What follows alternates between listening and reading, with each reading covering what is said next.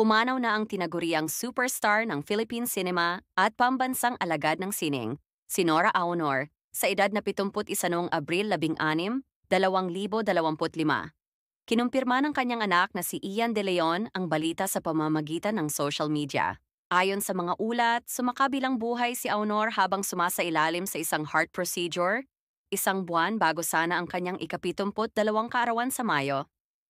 Isinilang siya bilang Nora Cabaltera Villamayor noong Mayo 21, 1953 sa Iriga, Camarines Sur.